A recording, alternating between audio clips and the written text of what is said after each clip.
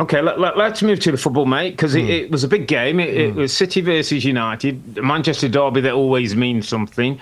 Very rarely, I think, have United been ahead of City in recent years when they've gone into a derby. That was the case today. But it was City who got back to business, I thought, Rob. It felt to me like the international break kind of came at a good time. I don't know whether there's been a little bit of reset. There's talk about Pep, going to watch a bit of tennis, going to play a bit of golf, maybe, just free his mind up a little bit. I thought there was a real concentrated, focused look about City. That's something we've, I think, questioned a little bit on this season. Back-to-back defeats. Not quite sure if they were all there. And I know it's only one game. I know it's Man United, but there was a hunger about City today that I hadn't seen this season before, albeit they beat Wolves on the first day. I feel Pep's trying to figure out his best team a little bit, Rob, at the moment. There's been quite a few changes in the summer. You look at the back line and the goalkeeper, which we'll get onto, Gigi Donnarumma. 3 of the back 4 was different today. O'Reilly comes in, Guardiola come in, Ruben Diaz came back into the side, Kuznets. He's got an injury, hasn't he? Yeah, so there's changes injured, back there. And Phil Foden, Rob. Phil Foden has had his problems, he's had his injuries, he's had his difficulties with mental health, I believe, from last year. Back in the team, looking very good again. A front line of Bernardo Silva to the right, Earle and Haaland up front, and Jeremy Doku. I think a lot of those players you just mentioned in the front line were really good today, assisting, making end product. I think Phil Foden, Rob, playing in that more central position is what he enjoys, much more of a 10. I kind of thought first half, Rob, that they weren't, either side was particularly great. I thought the game was there for somebody to grab it by the scruff of the neck, which Man City ended up doing, particularly in the second half, really took control of the game. Because Manchester United were, again, unconvincing, open, and City showed the powers. My first comment afterwards, Rob, was like it felt like a game between 3rd and 15th, because that's where these two teams finished at the end of last season. So that bigger gap, that much of an easy match really for City. I don't know about you, mate. I long for the derbies, the big derby games of emotion and challenges and atmosphere. Well, I don't feel that we had it today. It's a good point. To add to that, a yellow card, a Manchester derby, mate, that we've all seen what they've historically meant to teams and individuals.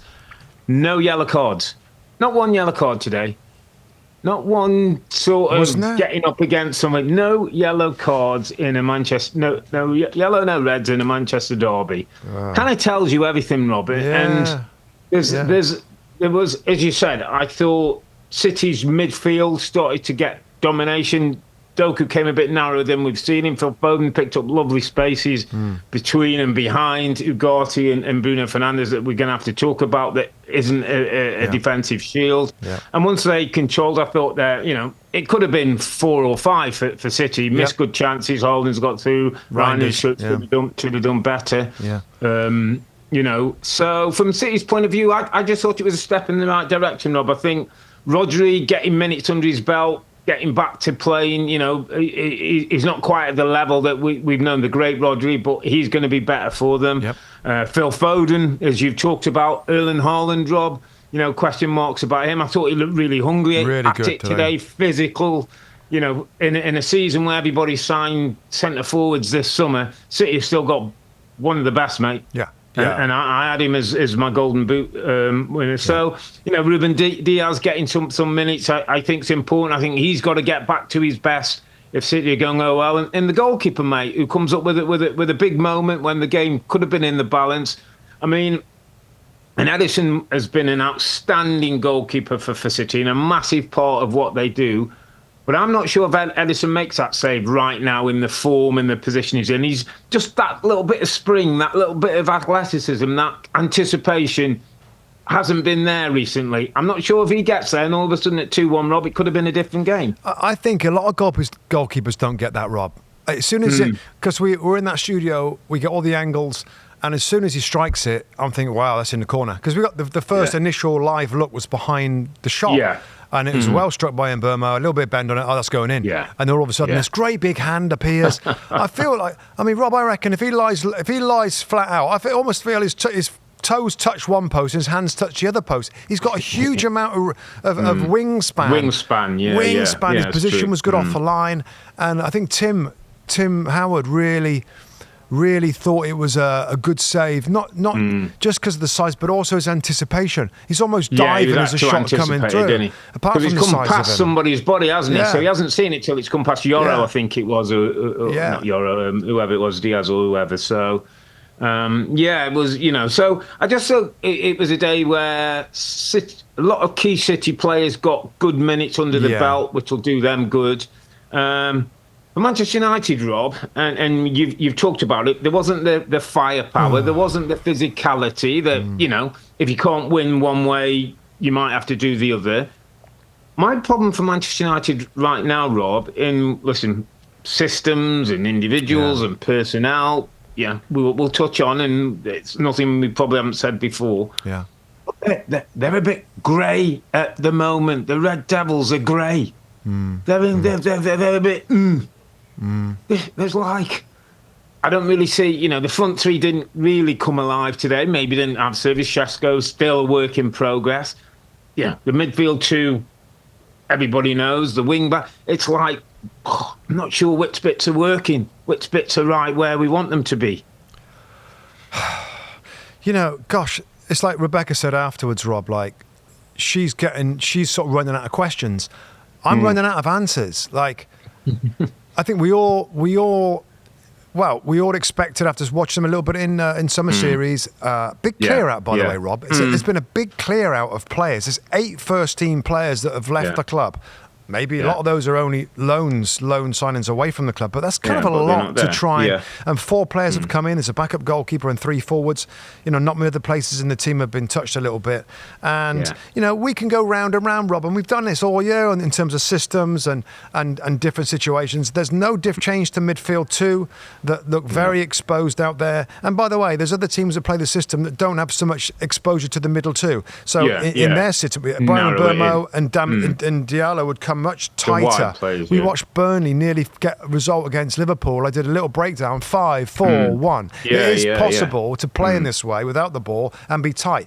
Problem being is Ruben Amorim's experience at Sporting Lisbon in the Portuguese league, where they dominate possession, and when they dominate possession, you don't worry about so much without the ball because you have it most of the time. And when they have it, 3 at the back, 2 wing backs, 2 in midfield, 2 number 10s. That's great. But unfortunately, in this league, they don't get to dominate like that. If your 2 10s aren't doing that, and you're going to say, well, I'm going to allow them a little bit more license, your wing-backs, Rob, have to come in. Yeah. Brentford were brilliant at it when at times they played that 3 with a 4 when he played teams, and it was 4 midfield players in there. The wing-backs weren't sitting out there in the wide positions or just worried about getting forward. You're right. We seem to keep going down the same road, Rob. We're now in a situation where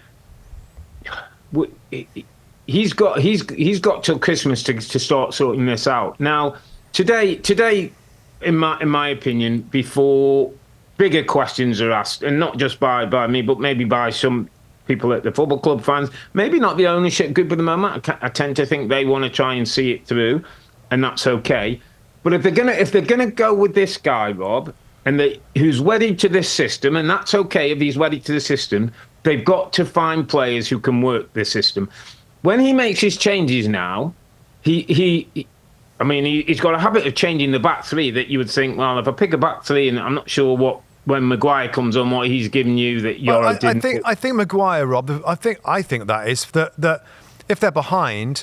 They need to find ways to score, and I just think he's a better option. Set piece, as simple as that. So he might as well have him instead of Euro. He isn't a better option when Erling Haaland's running away from him on the halfway line. Yeah. So that's it. You know what I mean? That's a counter.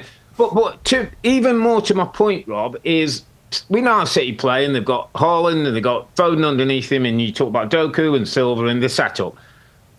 If I'm going to make a change then, and I've gone with my system, Rob, and it isn't particularly working, then we're getting exposed in midfield, could I make some changes and change the system that way? Can I not go 2 centre-backs against Haaland? Because guess what? And stick another guy in midfield that might really... Just give me something different. Yeah. But he just goes Diallo come from 10 going to wide, which he's not great at. Bruno, you now going into the 10. Maino, it's just saying... It's like... okay, those players didn't work, but I'll put some other players in. It didn't work out either. The City then open the game up and have 3 or 4 more chances they can win the game. And I'm just thinking, okay, that might be a time when you go, okay, we've started the 3-4-2-1. It hasn't gone. I'm going to change it up a little bit and see if that gives City a bit more of a problem. Well, yeah, and that's what he's done week after week after week, and it's not changing that much, is it? Things aren't getting much better. I just, you say there, Rob, that he'll have till Christmas. I mean, he won't get that long, Rob.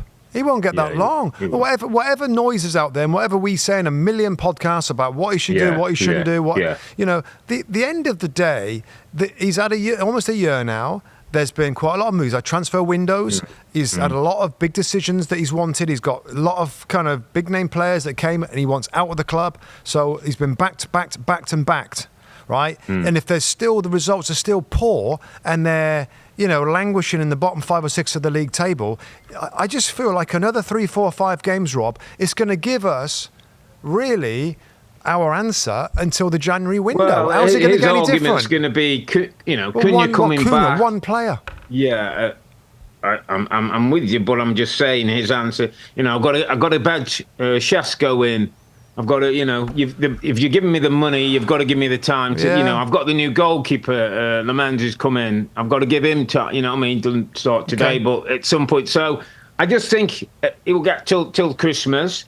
I think at that point, fans, pundits, owners might start saying, hold on a minute, this still isn't working. They also, and again, Robin, it's something I don't know if United are doing already, but there's no obvious candidate out there. I know a candidate. Ooh.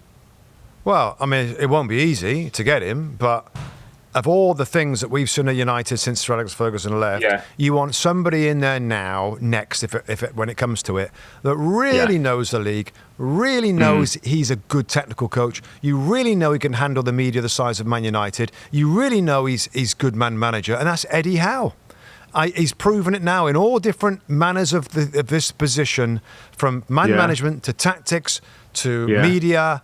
That would be my choice to say he's the best guy around for this job. If he goes in there, interesting thought.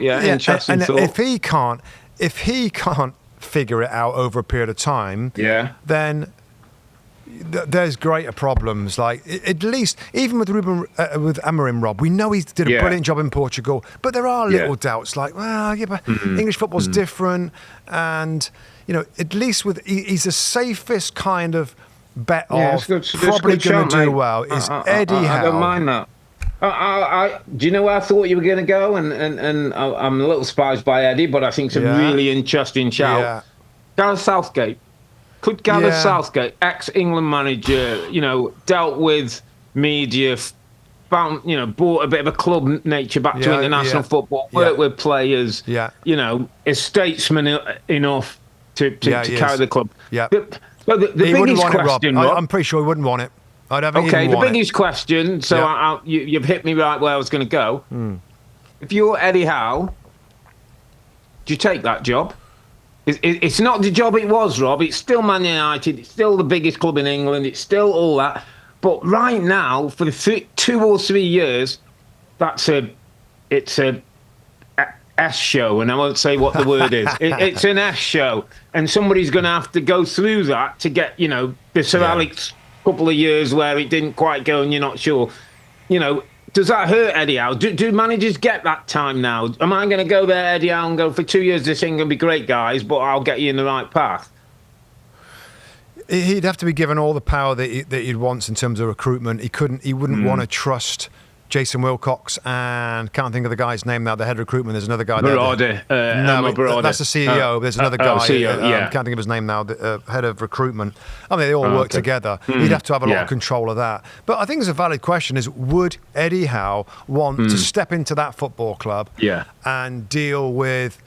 Well, it's a very, very difficult job. I still believe that as a football manager, he will feel that that's almost the pinnacle. Because let's remember, it's the first or second biggest football club on the planet. And if you're a manager, surely you'd like to be the one to slowly turn this juggernaut around, because Ruben's trying very hard. He's been given a lot of faith, a lot of money, a lot of change, and he's finding it hard to turn it around. But you may be right, Rob. Maybe we got to forget about this thing and let him get on with it for another 3 months, like up to Christmas time, and maybe things when Cunha's back, maybe a different goalkeeper.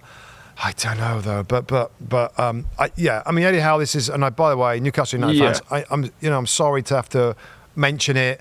I know what he means to you. I know what a job he's done. I'm just thinking of anybody out there that could potentially, be the safest sort of option, that you kind of, know what you're getting. If he can't get it, I mean, you've got to trust somebody, and go 100% trust with the manager. And I think he would be the guy to do that. Gareth Southgate, pal of mine, I just don't know whether he'd want to take that on with all the stress and everything that's involved. I just don't think so. I'd actually see him more as an upstairs guy, possibly, that could direct a club like Man United to bring him slowly round again. I really do. I mean, that would be something I'd try and bring him to the club. Anyway, we go on, Rob, and I don't know. I just feel like this time at United, I'm a little bit. Gosh, I don't know where we go, because the win. We did a win percentage thing, Rob. It's like the lowest by a long way of managers post. I've seen 31 Premier League games, isn't he? He's won 8, drawn 7, lost 16. And he's probably trying to change it more than anybody's tried to change it before.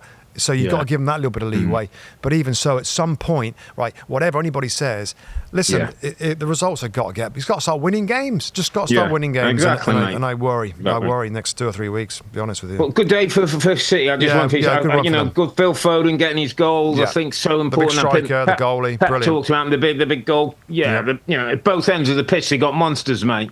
They got a monster, you say, lying it down one end. They got one at the other end who can outpower you like it is with sharp as anything again. Then dink it over the top with a lovely little finish. So I was pleased for City. They looked a bit more like the old City. Pep looked a bit more revitalised, and we'll see. We'll talk about who they play next week away at Arsenal. A really important game for both those teams at this stage of the season. We'll come to that one later, my friend. But good day for City. Continuing questions, I think, will be the outcome of Ruben and Man United, Rob. We learn nothing, do we? We learn nothing more. No, and I learned a little bit more, Rob, that it's not getting much better. And Matteo Cunha is the last. He's a bright player. He's probably their best attacking player. Yeah. And Brian Mbeumo's great, but in this dysfunctional kind of setup and team, he doesn't get much of the ball. So. Yeah. Well, we'll keep watching. We're a Fan Fest next weekend, mate. I know they've got a big game next weekend as well. They host Chelsea on USA Network next Saturday. We'll see. Not an easy one, is it? Yeah. Well, they're not in Europe, so we can do plenty of work on the training ground. Absolutely. Well done. Hi there, I'm Rebecca Lowe, studio host of NBC's coverage of the Premier League. Don't forget to hit subscribe to watch more videos all season long. And for even more Premier League content, from original series to live matches, head over to Peacock.